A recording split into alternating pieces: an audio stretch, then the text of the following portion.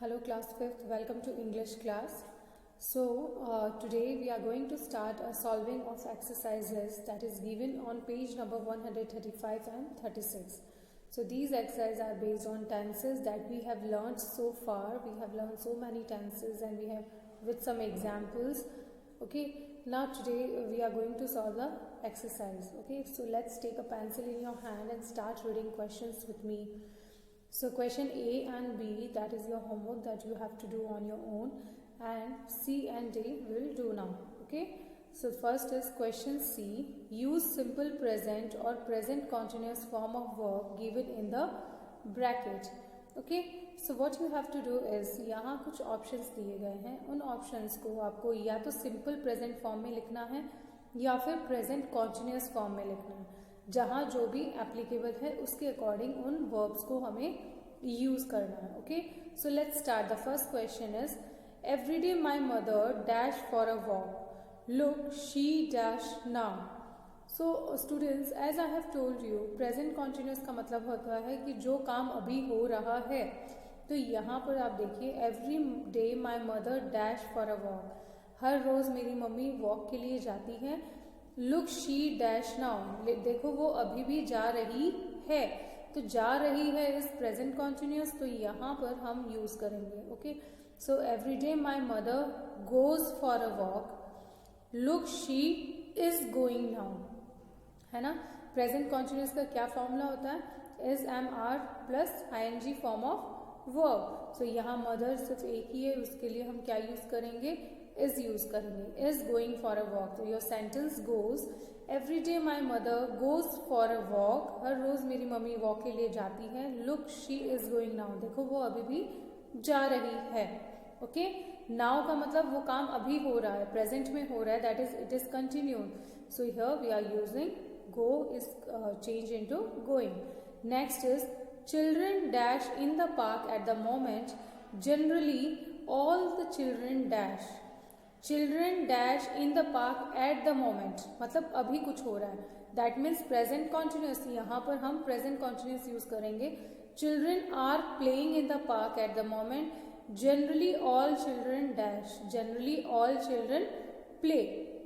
सो बच्चे अभी भी पार्क में खेल रहे हैं और जनरली वो रोज खेलते हैं. तो यहाँ पर जब एट द मोमेंट का मतलब प्रेजेंट में कुछ चल रहा है, that is something that is continuous. तो यहाँ पर हम आर प्लेइंग लिख रहे हैं. Okay, next is today I dash the official letter, otherwise my boss dash all such letters. So today I am dictating the official letter, otherwise my boss dictates all the letters. All such letters, आज मैं letter dictate कर रही हूँ, नहीं तो हमेशा मेरे boss dictate करते हैं. ओके, सो दोनों ये सेंटेंस हमने इसमें सिंपल प्रेजेंट भी यूज कर लिया और प्रेजेंट कॉन्टिन्यूस भी यूज कर लिया. Next, on neighbourhood children dash at the door out of the fun. Someone dash at it now. Now means something that is going on now. So वहां पर हम लिखेंगे इज नॉकिंग और ऊपर हम लिखेंगे और neighbourhood children knock at the door out of the fun. Someone is knocking at it now, कि हमारे नेबर में जो चिल्ड्रन हैं, जो बच्चे हैं, वो मजे लेने के लिए दरवाजा खटखटाते हैं हमेशा, और अभी भी कोई गेट खटखटा रहा है. So is knocking now. Next is usually my mother dash food but today she is not here so I dash. so generally जो होता है, मेरी मम्मी खाना बनाती है लेकिन आज वो यहाँ नहीं है तो मैं बना रही हूँ. so हम कैसे लिखेंगे इसको? usually my mother cooks food, मतलब हमेशा तो मम्मी ही खाना बनाती है, लेकिन but she is not there so today I am cooking, इसलिए मैं बना रही हूँ. That here we have used present continuous. Okay, now turn your page. The next question, my sister generally dash a black sweater but today she dash a brown one. तो generally जब हम ये general बातों की बातें करते हैं ना, जो बातें रोज होती हैं, वहां हम मोस्टली सिंपल प्रेजेंट यूज करते हैं.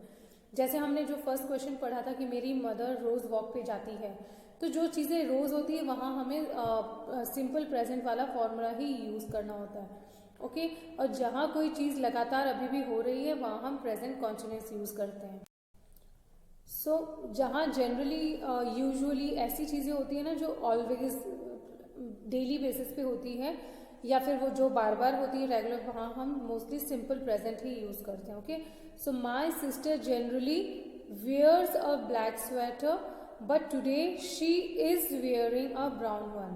कि जनरली तो मेरी सिस्टर है वो ब्लैक स्वेटर पहनती है लेकिन आज वो ब्राउन स्वेटर पहन रखी है. Next, it does not dash during these days but today dash. Okay, so what will write, it does not rains during these days but today it is raining. Generally इन दिनों में कभी बारिश नहीं होती है लेकिन आज हो रही है. Next, the street dogs do not dash at night, but they dash at present. So present में जो चीज़ हो रही है मैंने आपको बताया वहाँ present continuous है, मतलब वो चीज़ हो रही है तो वहाँ हम लिख सकते हैं are barking. ऊपर हम लिखेंगे the street dogs do not bark at night, but they are barking at present. ऊपर bark and next is are barking. Next one, Alicia dashed the guitar well.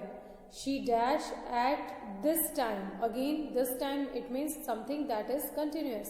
So यहाँ हम लिखेंगे Alicia plays the guitar well. Alicia जो बहुत अच्छा guitar बजाती है.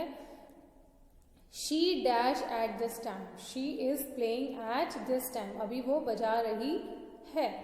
Next, Mrs. Chawla rarely dash a mobile, but she dash one now. Mrs. Chawla rarely holds a mobile, but she is holding one now. मतलब अभी उसने उसे hold कर रखा है. Okay, so students in this way we can use simple present and present continuous in our sentences. Okay, now the next question goes, question D, use simple present और present perfect form of verb given in the bracket. So what is the formula for simple present का क्या है, verb plus ई और E S, और present perfect का क्या formula है, has और have plus third form of verb. या तो हम हैज लिखते हैं या हैव लिखते हैं और साथ में वर्ब की थर्ड फॉर्म यूज करते हैं. Okay, so that what we are going to do here. The first question is my daughter dash me a pen, it dash graceful. So option है गिफ्ट और लुक. सो हमने क्या किया, सबसे पहले प्रेजेंट परफेक्ट यूज किया. क्या लिखेंगे हम, my daughter has gifted. Daughter single person है, सिंगुलर है, तो वहाँ पे हमने हैज़ यूज़ किया है. अगर एक से ज़्यादा लोग होते तो हम हैव यूज़ करते हैं. तो यहाँ डॉटर के लिए हमने क्या यूज़ किया, हैज़, और गिफ्ट की थर्ड फॉर्म होगी gifted. So my daughter has gifted me a pen, it dash graceful, it looks graceful. यहाँ हमने सिंपल प्रेजेंट यूज़ किया, it looks graceful. Okay, next, we dash many movies but Ghajini dash the best. So यहाँ options है watch और B.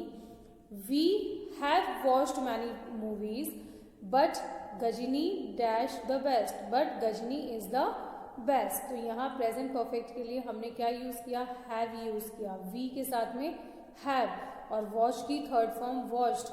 So we have watched many movies but Ghajini is the best. Okay, next one, although I dash her, but whenever we dash, I have to ask for her name. So what will write, although I have met her, but whenever we meet, I have to ask for her name.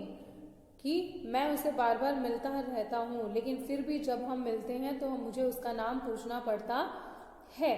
तो यहाँ पहले हमने present perfect use किया and next we have use simple present.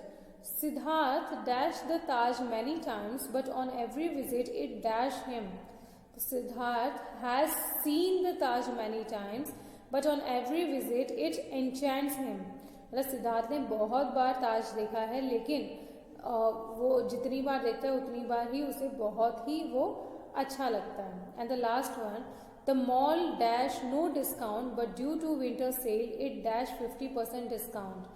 The mall offers no discount, but due to winter sale, it has offered 50% discount. Okay, so पहले हमने लिखा the mall offers no discount. Generally जो mall है वो कोई discount नहीं देती है, but due to winter sale, लेकिन winter sale की वजह से इसने 50% discount दिया है, has offered. Okay, so students in this way you can use So in this way you have to use different forms of verbs in your sentences. Okay. So now the homework that you have to do is, that is question E on page number 136 and question A and B on page number 135. That is, you have to do complete it. Okay. And in our next video we are going to solve the other exercises. That's all for today. Thank you and have a nice day.